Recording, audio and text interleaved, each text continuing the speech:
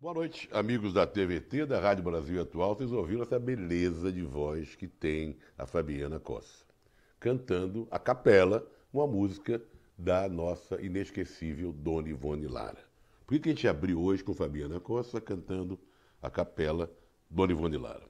A Fabiana é uma sambista paulistana, filha de um negro Oswaldo, que é um histórico intérprete de samba aqui do Carnaval paulistano, e a mãe branca. Ela foi convidada pela família da Dona Ivone Lara para fazer o papel da Dona Ivone Lara numa peça musical lá no Rio de Janeiro. Muito bem, ela já fez vários shows homenageando a Dona Ivone Lara, shows inclusive com a própria Dona Ivone Lara, só que sofreu uma série de críticas que deixaram muito magoada. Ela foi duramente criticada por vários setores de alguns movimentos negros. De alguns movimentos negros. Que para eles a Fabiana estaria sendo beneficiada pelo colorismo, que diz que negros e pardos com a pele mais clara costumam ter mais oportunidades e sofrer menos discriminação do que aqueles que têm a pele mais escura. Ela escreveu uma carta recusando o convite, já tinha aceito, e diz num trecho que ela incluía jornalista, né, já esteve aqui com a gente no programa da TVT. Renuncio por ter dormido negra numa terça-feira e numa quarta, após o anúncio de meu nome como protagonista do musical, acordar branca aos olhos de tantos irmãos. Eu lamento muito porque é uma coisa que nós temos que nos entender melhor nessa situação. Filha de um negro, intérprete como ninguém de Dona Ivone Lara, escolhida pela própria família e sofrer esse tipo de problema. Então, vamos perder essa voz cantando Dona Ivone Lara, o que é uma pena. O ex-prefeito Engomadinho de São Paulo, agora pré-candidato a governador, vai ganhar uma multa de R$ 200 mil por ter usado aquele Acelera São Paulo. Mais detalhes vocês vão ver no seu jornal daqui a pouco, logo depois do papo com o Zé Trajano. O presidente novo da Petrobras, o presidente novo, o senhor Ivan Monteiro, que entrou no lugar do queridíssimo, por dizer ao contrário, Pedro Parente, foi condenado pela Comissão de Valores, já foi condenado uma vez de valores imobiliários, por lesar investidores e ele aceitou pagar 200 milhões para encerrar um processo aberto pelo órgão contra ele. Então já entra meio manchado esse novo presidente da Petrobras, o Ivan Monteiro. Falando em mancha, lá no Rio de Janeiro, na coluna do Lauro Jardim, que não é também uma coluna muito para a gente ir atrás, mas de quando ele tem umas boas informações, ele falou que tem um doleiro da Lava Jato, no Rio de Janeiro, que delatou algumas personalidades ligadas ao mundo esportivo. Entre elas tem o Edmundo, o Animal, ex-craque do Vasco, do Flamengo, tantos times, o Nelson Piquet e o Edmundo, o Lazzaroni, ex-técnico de futebol. Eles teriam usado esses doleiros para botar uma evasão de divisas, o Nelson Piquet 2 milhões, o Lazzaroni e o Edmundo R$ 500 mil, e vamos ver o que vai dar nisso. Muito bem, vamos falar de Coca-Cola, não para tomar, não para beber Coca-Cola. A Coca-Cola anda secando águas de Minas Gerais. A Associação Mineira de Defesa do Meio Ambiente afirma que em 3 anos, uma fábrica da Coca-Cola na região da Grande Belo Horizonte, inaugurada em 2015, afetou vazão de nascentes e lençóis freáticos. Um biólogo da associação, o Francisco Mourão, tem nome de cidade, ele, né? Diz que desde que a fábrica iniciou as atividades, os lençóis freáticos foram rebaixados e as comunidades estão sendo reabastecidas por caminhões-tanques. Tudo devido à fábrica da Coca-Cola. Saiu uma nota hoje que eu li na Brasil Atual, falando que o Brasil é recordista mundial em uso de agrotóxicos, o que só nos envergonha. É o principal consumidor de agrotóxicos no planeta, 20% do total mundial. Isso é um recorde negativo que a gente deveria ter nojo, né, desse tipo de informação. O racismo impera no Brasil. Não adianta haver demonstrações e gritos, e slogans, e matérias, e campanhas. Há um tipo de gente que não tem jeito mesmo. E o que mais me espanta é que é gente jovem, estudante de Direito da PUC do Rio de Janeiro, uma escola de classe média, sabe? Uma escola de gente metida na zona sul do Rio de Janeiro. Nos Jogos Universitários do Rio, nesse fim de semana em Petrópolis, houve a sede, o Petrópolis sediou os Jogos Jurídicos do Rio de Janeiro. E o campeonato ficou marcado pelas atitudes racistas de alunos da PUC do Rio de Janeiro de Direito. Claro, o torneio é só de gente de faculdades de Direito.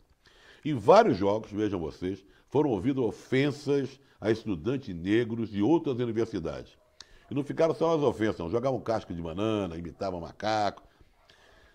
É um negócio, eu acho inacreditável. Eu acho inacreditável que isso aconteça com gente supostamente esclarecida. É muita gente, dessa gente, que está partindo os supostos votos no Bolsonaro. Votos de jovem que tem esse tipo de pensamento. Muito bem. A PUC, ainda bem que aconteceu isso, a PUC perdeu o título de campeã deste ano e foi afastada dos jogos do ano que vem. Até que, enfim, uma boa providência. Nós temos um vídeo que mostra estudantes das outras escolas universitárias protestando contra esse ato de racismo dos estudantes da PUC do Rio de Janeiro, pessoal do direito.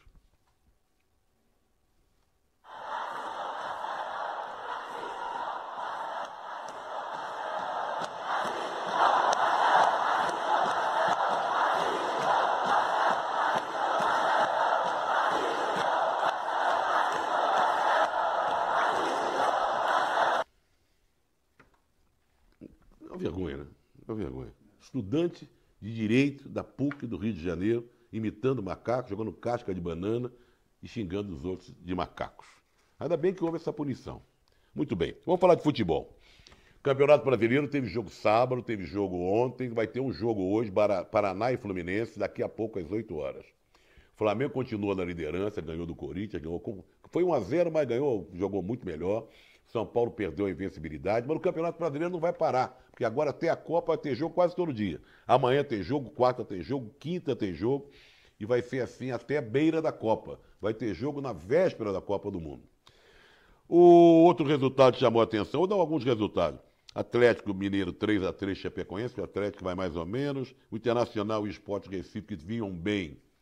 O Internacional perdeu uma chance de lanchar mais ainda. O Vasco perdeu no Botafogo, o Palmeiras encaçapou o São Paulo. O Santos, quem diria, deu uma goleada na Vitória, melhorando a situação lá do Jair Ventura, 5-2. Muito bem, o América Mineiro, que eu gosto muito, venceu do Atlético Paranaense, que só decepciona jogo a jogo. O Cruzeiro venceu fora de casa no Ceará 1-0 e está em segundo lugar. O que aconteceu de novidade nessa rodada foi pedido de demissão de 2 técnicos. O Jorginho do Ceará ficou apenas 10 dias à frente do Ceará e pediu demissão. Estranho, né? O Guto Ferreira, técnico do Bahia, foi mandado embora.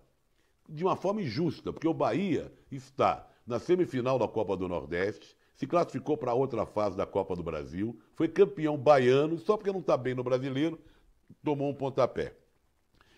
E o Zé Ricardo, técnico do Vasco, pediu demissão, porque aguentar o Vasco deve ser duro mesmo, depois dessa derrota para o Botafogo. Tá? Então, 2 pediram demissão e 1 foi chutado. E quase que cai mais gente, porque se o Palmeiras não ganha do São Paulo e se o Santos se dá mal diante do Bahia, do Vitória, aliás, talvez Jair Ventura e Roger Guedes tivessem também problemas. Muito bem, seleção brasileira. A seleção voltou a campo. Agora vai pegar a Áustria no domingo. O Neymar jogou depois de 3 meses. O primeiro tempo do Brasil foi horrível. No meio de campo sem criatividade, sem nada, diante da Croácia, lá em Liverpool. Mas com a entrada do Neymar, um time mais ofensivo, o segundo tempo foi até bem melhor. E o Neymar voltou em grande estilo, fazendo um golaço. Então o Brasil pega a Áustria. E o adversário do Brasil, um dos adversários do Brasil na Copa, a Sérvia, perdeu um amistoso, agora há pouco para o Chile. O Chile ganhou de 1-0.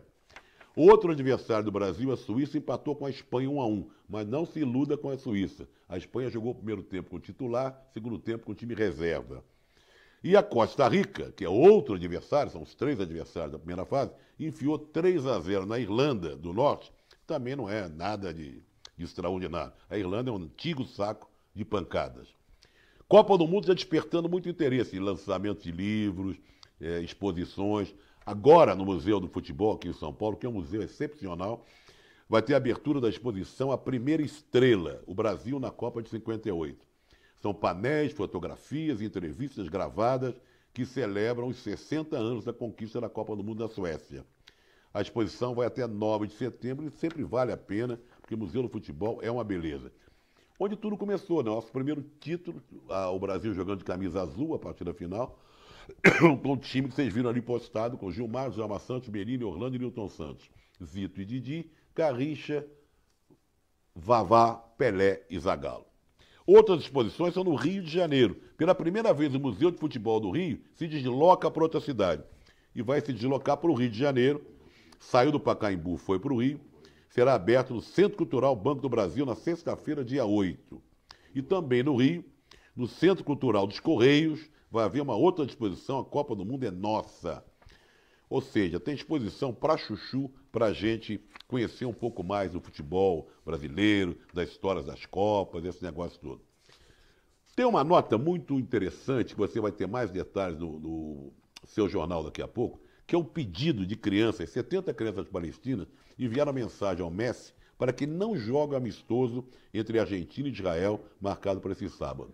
Mais detalhes daqui a pouco no seu jornal. Gente, no programa lá tem meu amigo, velho, corintiano, o Altas Horas, do Serginho Grossman, o cantor sertanejo, César Menotti, fez uma piadinha infeliz, dizendo que estava em um lugar, o pessoal pediu para ele cantar samba, samba, samba, e ele falou, não, samba é coisa de bandido.